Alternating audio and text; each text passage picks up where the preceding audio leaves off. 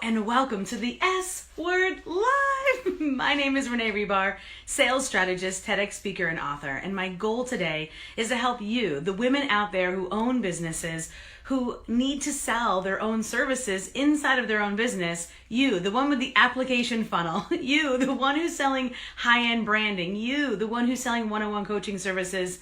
You, that's who I'm talking to. So this week alone, and dear, it's only Wednesday, I have had countless amazing, smart women who have come to me saying, I cannot close this person, or this is a particular situation I'm having, or, it came in right, we thought it all went well, I ticked all the boxes, but it didn't convert. What did I do?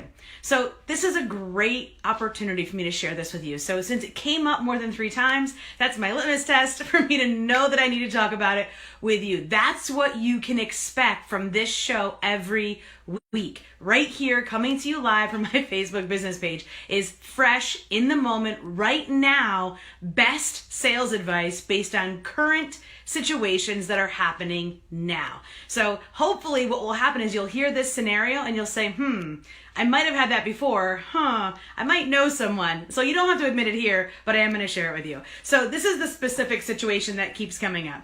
So you tell me, have you ever received a referral from someone? And you were thinking, yeah, I love referrals. I know I love referrals. Say hello as you join. Hello, Erin. Hello, Martha. Thank you for joining me live today. You can let me know in the comments, have you ever received a referral? If you have, how do you feel when you receive a referral? I always say you should feel great, because that says you do such great work that without incentive, others are desiring to share your brilliance with the world. So that is a good thing. So if you've ever received a referral, say yes in the comments, I've received a referral. So in this particular case, this has happened, I said, multiple times this week already. So they received a referral, shows me you're doing amazing work, good for you, you're amazing.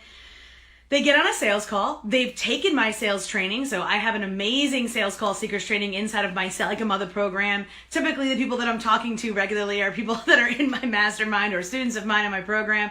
And they said, Renee, I used your formula. We've practiced it before. I really feel like I delivered exactly what you said and what you would advise. I feel like I did that. Okay, check. So you had a referral. Okay, so you had the know, like, and trust factor down. Awesome. You had the sales conversation on lock. Okay, good. That's good. And then this is what happened. This is the final bit that made me come to you today. They say, I sent the proposal, and then crickets. So has that ever happened to you? You had a referral. You feel like you had a great call. You sent over a proposal, and then nothing. So has that ever happened to you? So this week, that's happened so often that here are the questions I want you to ask yourself as you're evaluating what you can do to A, recover the sale, and B, avoid this situation in the future. Because P.S., this is completely avoidable with really a few simple shifts. So here are the questions I want you to ask yourself. So this is the first question.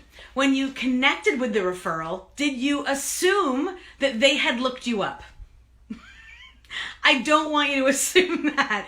I want you to assume that they don't know you at all. Today even, I received a friend request from someone, and I receive a friend requests regularly on different platforms and social channels, and I typically weed through them. This particular person, we had over 100 friends in common. I thought, well, goodness, this person's great. I looked her up. I thought, well, she's a really interesting person. I would like to be friends with her. I'm glad that she requested my friendship. I clicked, hey, accept, and then I messaged her, hey, thank you for the friend request. That was it, literally a 1 sentence.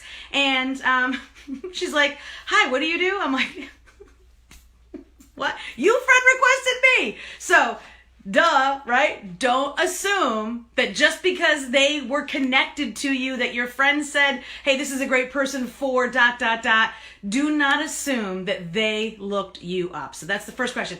Did you assume that they looked you up? The second thing is, during the call, did you maybe ask all the questions you needed to ask? So I say this a lot. Good salespeople have a good pitch, right? They're real solid on what they do, and this is what I do, and this is why it's great, and here are the results. But they might walk into what I call cobwebs because they didn't ask the right questions. So ask yourself this.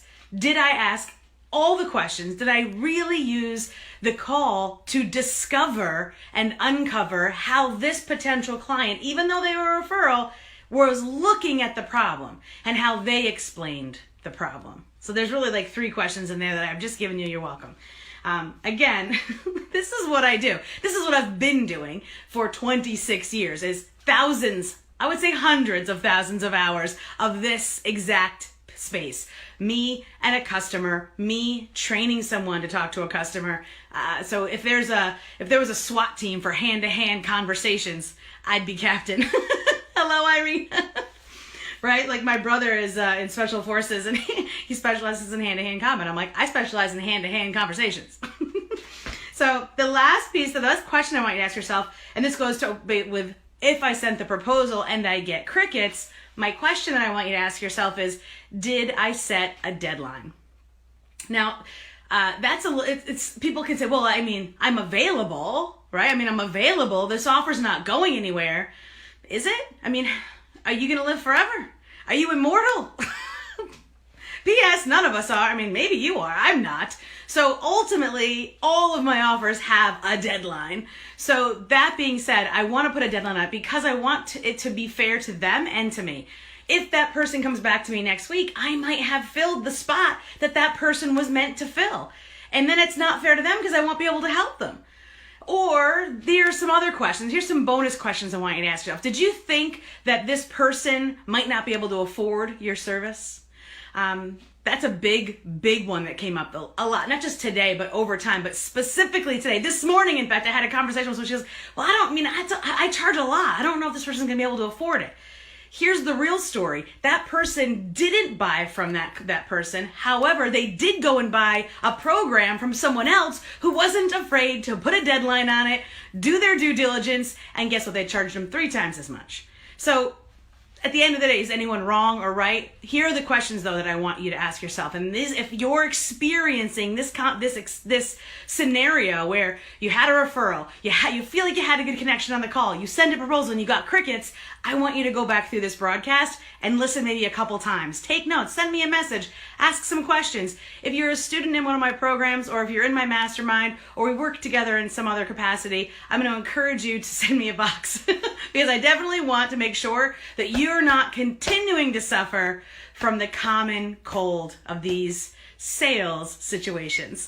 So I am so delighted that I get to come to you live every single week right here, right from my Facebook business page, and that it gets the chance to get broadcast and syndicated across all platforms, whether you're listening to me here today live or whether you're listening to me on the replay. Thank you for your time. I appreciate you, and let's continue the conversation by clicking the link, and I will see you soon.